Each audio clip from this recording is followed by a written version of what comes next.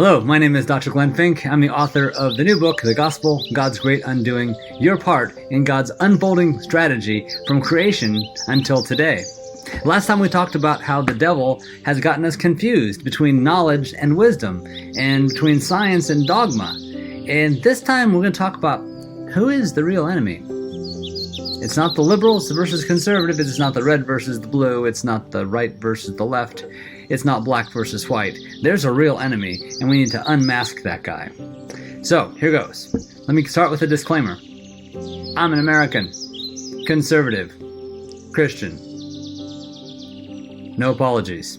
Conservatives generally believe that the founders' intent should be preserved, and liberals generally believe that the founders' intent should be reinvented as needed. Now, the problem that I see with the latter perspective is that you lose any sense of a fixed point of reference to navigate from. You know, when you're navigating from point A to point B, you really need to know where point A is. If you don't know where you are on the map, there's no way you can navigate to anywhere else. You're just lost.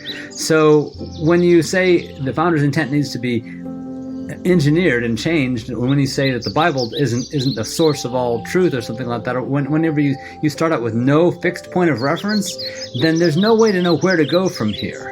And that's a real problem that I see with the general idea of liberalism. But here's the deal.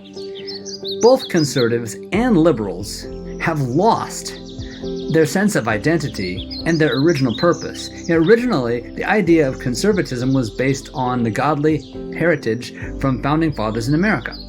And that was wonderful, except that now conservatives, they're not really godly people. Most conservatives I know these days are arrogant and angry and touchy, and they're worried about losing their good thing to a bunch of crazy liberals.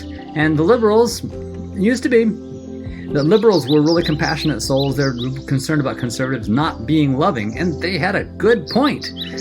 But most of the liberals I know these days are just mad. I mean, they're just angry about all kinds of stuff. They're threatened by this, and they're canceling that, and they're trying to stop this, and it's like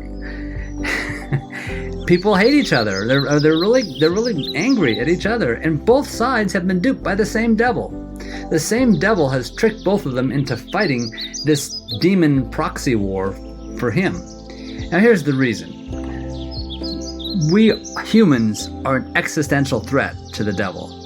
It doesn't matter which side of the politics you're on. The devil doesn't care which side you're on. All he cares is that you choose a side and that you hate the people on the other side, because humans have native authority in the universe. And in this physical world, we have been given native authority by God. And the only authority he has is the authority he stole by tricking us.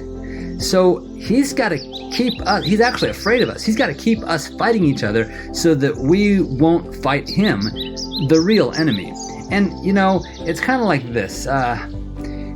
When I was a kid, it was fun to put bugs into a bottle, like catch bugs and put them in a bottle. And then, you know, I'd like to see if they'd fight. So shake it up and see if they'll fight each other. And, you know, usually the bugs wouldn't fall for that because bugs are smarter than that. They're like, oh, that's not the enemy. I don't know why I'm getting shaken all around here, but that guy's not the enemy. And they would never fight, and I couldn't figure out why. Well, the problem is we're like bugs in the bottle for the devil, and we fall for it. We're like, oh, those liberals, they're so evil. And it's because they're doing things that the devil's inspired them to do. And then we get upset with them, and the conservatives get upset with them and say, how you can't do this is terrible. Because we have the devil in our ear saying, look at what they're going to do. They're going to destroy your country. And then the liberals come back and say, see how evil they are. They're demonic. They're attacking us. They're doing all this horrible stuff to us. And we're not each other's enemies at all. We're fighting each other, and the devil is the enemy. The enemy is outside the glass jar. He's the one shaking it up. And we find ourselves fighting this demon proxy war against one another. What are we doing that for? You know, if we actually both would turn our attention outside the glass jar and say, that guy who's shaking the glass jar, he needs to go, we would make the devil's day very, very bad very quickly. And then we would have a lot less to fight about because we'd stop believing the stupid tales that we've been told by him. So, the main lie that we fall for, at least in America, now maybe this isn't true elsewhere in the world, but the main lie I see us fall for is discontentment.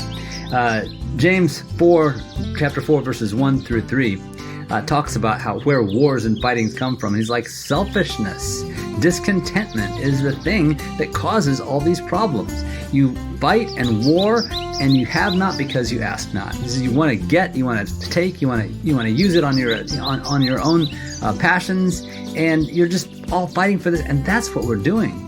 People these days are so touchy. They're so angry. They're just mean these days. Conservatives and liberals, both sets of people are really. And the problem isn't actually the other guy. The problem is that we love ourselves so much that we can't love other people at all. We fall into the devil's deception every time because we're so busy hearing him say, if you got to grab, you got to get, you got to have, you got to take this for yourself. Watch out, those people are going to try. Watch out, and it goes back to that 2 houses video that was the last video I did. We're going to fall for his deception every time. It's not the other bugs in the jar that's the problem.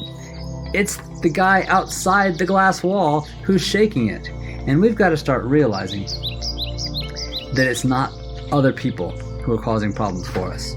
It's actually our own selfishness that's making problems, and we got to stop listening to the devil and stop fighting each other. So I hope that's helpful to you. Next time, we'll talk about what happens when you go down the discontentment rabbit hole. Thanks for watching, and God bless you. If you got any questions, I'd be happy to answer them in the chat below if you have them. Leave some comments there. That would be great.